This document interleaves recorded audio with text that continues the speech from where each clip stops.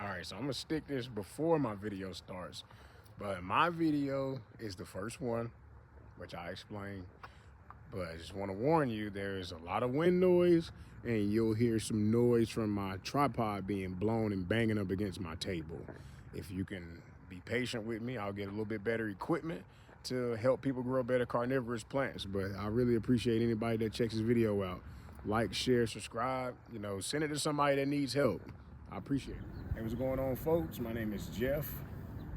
This is insecticidal carnivorous plants. I just wanted to get my first video going, and what better way to start off than by building a bog. So I'm gonna do a how-to on how I've been building my last couple bogs, and just wanted to give a nice little instructional video showing that. All right, so this planter is going to serve as our bog today. I got a 3-pack of these from Costco for $20, which was really good price. I mean, this thing is pretty big. I mean, I like big ones. Just a little bit of history. I like big ones because they insulate the plant a little bit better in the super hot weather and the cold weather. So you can get a little more hardiness out of them without big temperature fluctuations, and also without them drying out as fast. I couldn't get my thoughts together. So the first thing I want to do is drill a drain hole. I always like to put a drain hole. So I always started out putting super small, like, 1/8 of an inch or 1/16 of an inch drain holes. And I realized that after a while they clog and they don't drain really well. And some of my bigger bogs started to flood over the top, even with those drain holes in them. So I go with the big ones. So here I've got a 9/16. I don't know if you can see that or not. 9/16 drill bit. I'm going. The wind is trying to take my tripod. Hold on, give me a second.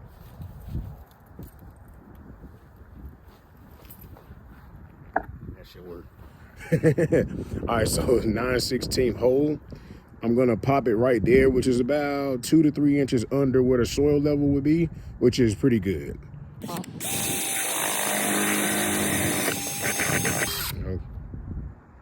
Plain and simple. So as you can see you can see a couple things on the table. I got my drill. This, I'll tell you what that's gonna be in a second. Got some window screen. You can get it from any hardware store. The screen's gonna cover the hole so that the peat doesn't come out, just the water. And then, of course, scissors, drill bits, whatever. I actually bought this stirrer. I saw somebody on the internet use one of these to mix their peat, which, if anybody's ever done it before, knows it is a complete pain in the rear to mix peat. So hopefully this makes my job easy and keeps my hands from getting this dirty.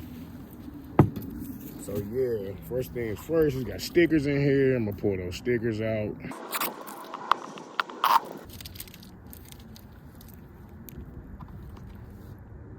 So this one comes pre-drilled, but it also comes with plugs that you can plug that hole with. So that's what I'm gonna do real quick. And the plug, I thought I was gonna have to put plastic in it to plug it, but the plugs are actually super tight.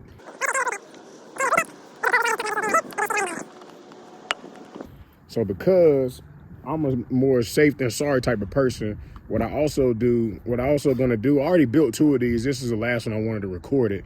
I'm gonna put a piece of plastic down there to cover that hole so that it's so just in case of leakage.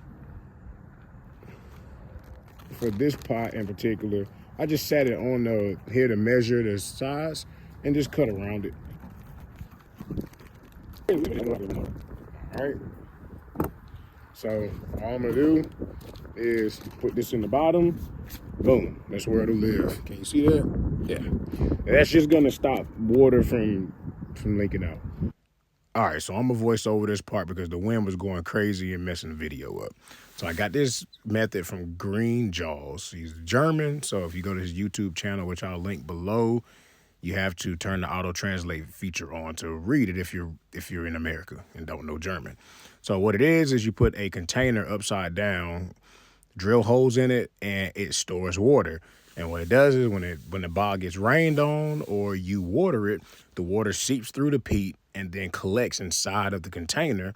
And as the top layers dry out, the peat will then reabsorb the water that's in that container.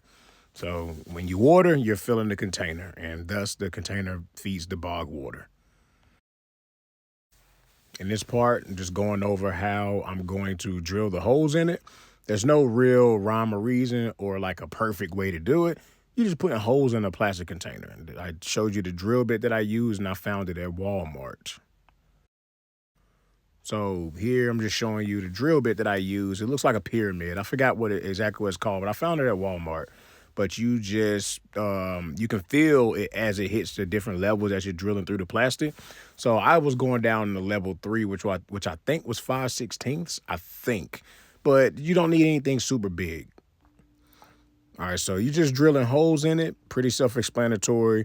You want to put as many holes as you can, as you feel like putting in there, because it just gives more contact points for the peat to be able to soak the water up when the bog starts to dry out in the summer heat.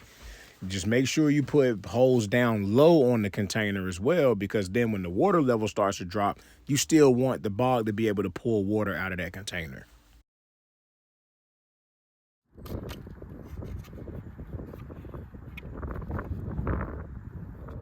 So this is when you get to the part that we've all been waiting for. We get to put some freaking peat in this thing. So what we're going to do is throw that piece of plastic down. And of course, like I said earlier, that's just safety. You're going to put the container in. Now, what I like to do personally is 100% peat around that container. That way you get maximum absorption, no perlite, no anything else. And then I put my mixture. So in this bog, it's going 50-50 peat and perlite. I put that on top of that. But I put the 100% peat in there all the way up till it covers the container. All right. So this is short and sweet. One thing about peat moss that a lot of people skip this step right here. You have to wet this stuff. You have to wet it. There's no way around it. You have to wet this stuff. It is hydrophobic. It will not absorb water unless you pre-moisten it. We're going to see if this handy dandy mixing tool that I purchased, which I'm assuming to work because I saw somebody else use one, something like it. We're going to see if it does what we needed to do for us. Thankfully, for my city water, I can use it. It comes out right around 30 parts per million. So I can use it. It's carnivorous plant safe.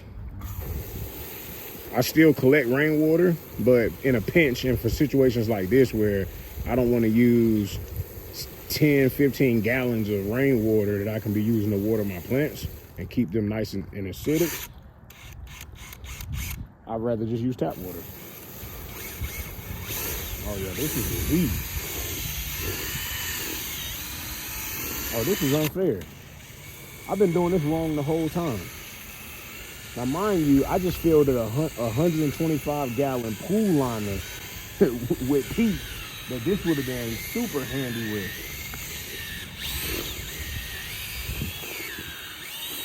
Yeah, I got this thing for $4 and some change out of the paint section in Walmart. Thank you, Walmart. That's probably enough water, but you'll know that it's moistened because it'll stop being so dusty. So I need some more water. When you stop seeing those dust clouds coming up out of it, then you'll know it's got enough water in it. And these are bog plants. They are not afraid of water.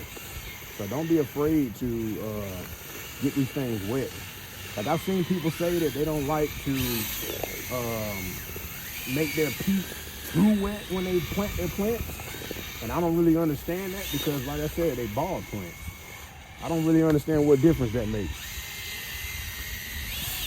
Somebody comment and correct me, not necessarily correct me, but tell me the reason why you wouldn't want them to be wet. But man, this is crazy.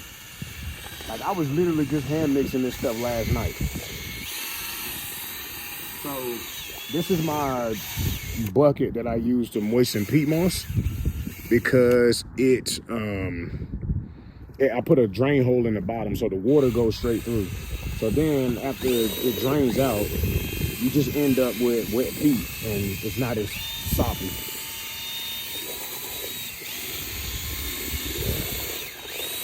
And this is ridiculous though. I'm so like, man, I can't tell you how much time and hours I've wasted moistening peat moss.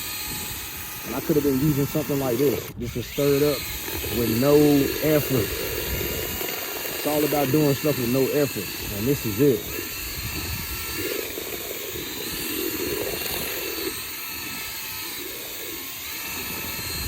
That's game changing for me. Give it a good spin, good to go. Done with that. Now I do need to go ahead and make my little drain hole. All right, so the next step is we're gonna put that peat moss that I just mixed up, 100%, no mixture, into this container, or our bog. But first, I'm gonna go ahead and get my screen ready because it's gonna be needed in a second. And I just need a piece, there's no rhyme, there's no real math for here, just need a piece that's big enough. The cool thing is you don't have to tape it in or glue it in or anything like that. You just stick it up to the side of the pot like that. And the peat moss will literally hold it in place. The weight of the peat will hold it in place. So I'm gonna stick that there, get my bucket, and we gonna get dirty. All right, let me see. All right, y'all can see. All right, so I like to hold this down with one hand so it doesn't move, and then just reach in and grab the goop. See the goop? Goop scoop. And I just...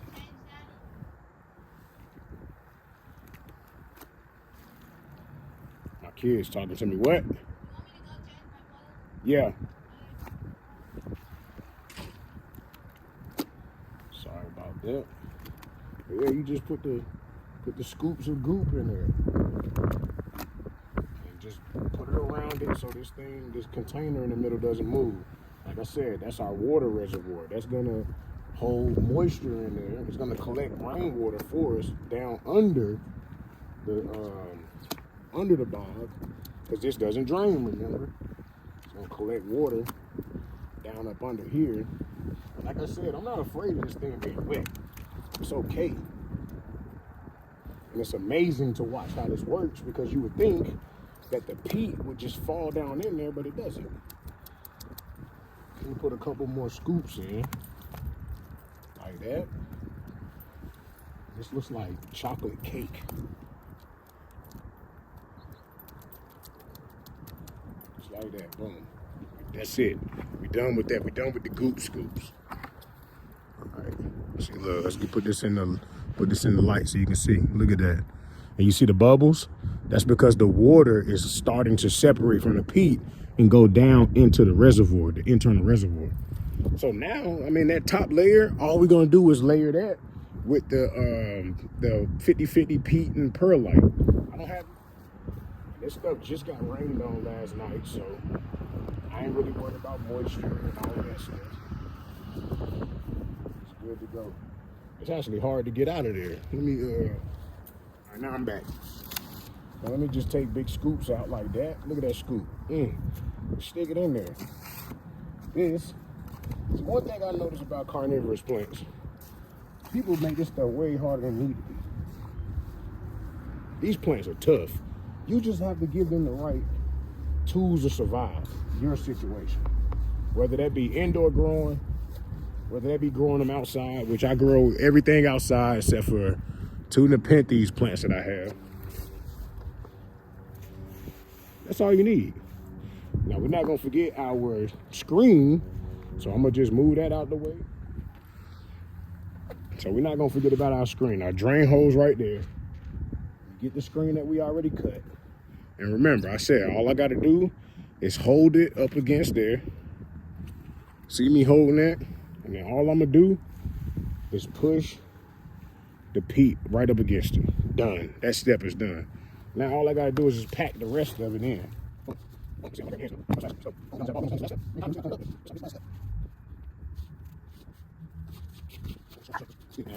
And I do like to overpack my bogs when I first build them because the peat settles. You get a lot of settling. Like it packs down pretty good. I just spill peat all over the table. And I'm okay with that.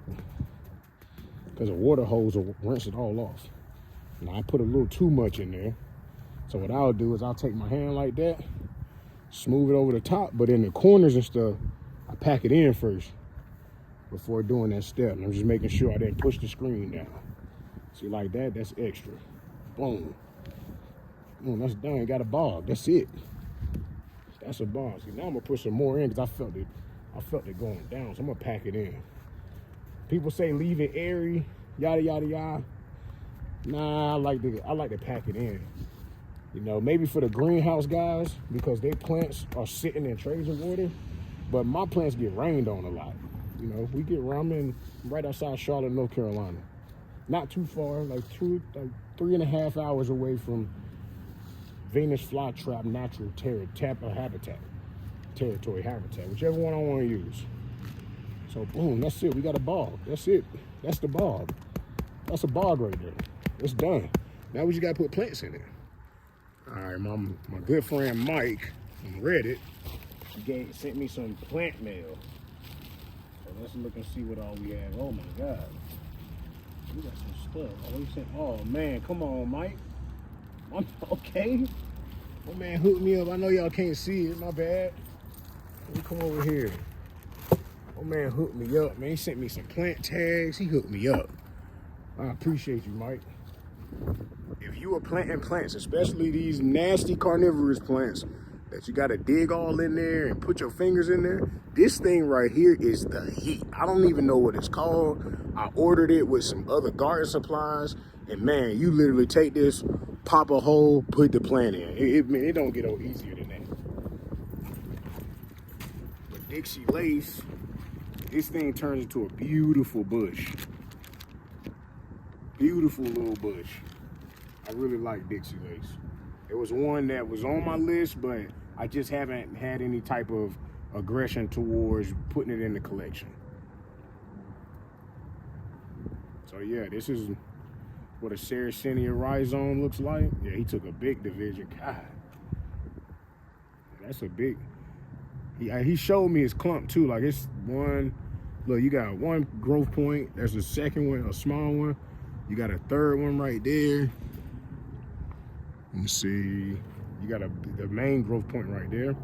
So Sarracenia, if you look, there's the rhizome where he cut it. The plant is gonna grow that way. So that's how I'm gonna put it in the pot. I'm gonna put it in like this. And sometimes they're not always all the way straight, and that's fine. But look at those roots. It still got new roots coming in. I'm gonna stick it in there like that, kind of towards the back of the pot so it can expand. I'm probably put it in like the middle back, like right there. So I'm gonna just take my poker, and I like to go in and dig a hole like that. With this one, I'm gonna need a little bit bigger hole because of the roots, and that gets me started. Now watch this, how easy that was. Boom. Shove those roots down in there. Look at that. Boom. It's in there. And then just throw the dirt back on it. Now, our good friend Dixie Lace, let's pot it up. Boom. You know, I always like to just put a little water around it. That'll help the media settle around the roots. Just do that right there. It's gonna soak it up. Stick that plant tag right behind it. And you know, man, what, he sent me a couple sundews. Let me see what he's got in here. I may throw intermedia at the front of the pot so that so that it won't get shaded out. Look, it's a bunch of them in there. Man. Oh man, I got enough of these to fill a couple bogs with. That's two right there. They're dormant right now. But I'm gonna take those and separate them. I'm gonna put one right there, and I'm gonna put one on this side. Same thing, poke the hole, boom. And then I'm gonna just put the roots down in there. Uh-oh, I dropped the whole plant in there. So it's easier when you just hold the plant up against the side and then stuff the peat around it. Like I just found some peat on the table. I'm gonna just use that to pack it in. So your intermediate is right there. And I'm gonna actually put a plant tag on them because I'm not good at identifying sundews at all. And then my other one is right there. I'm gonna do the same thing. I'm gonna hit it in about right there, boom. I'm gonna put the roots down, hold him up against the side of the pot, shove the dirt down around his roots, boom, it's in there. And it doesn't look like much now, but when springtime comes around and they wake up, it's gonna start growing. Boom, and that's how you build a bog. That's a bog now. And now all I gotta do is stick it out in full sun, full sun, full sun. As much sun as you can put it in, full sun. Stick it out in full sun, keep it watered, and this thing will give you years and years of enjoyment. Thank you for tuning in. Sun's in my eyes, so don't judge me. Thank you for watching. Like I said, like, share, subscribe. You know, anybody that's looking to build a bog, and I'm not taking that out, it's gonna be in the video. But if you know anybody that's looking to build a bog, send them a link to this video. This is the way I do it. It works, and the plants are happy, and I'll post pictures and updates of this particular pot as it matures and as the Sarracenia wake up and get some green on them. Appreciate you checking me out.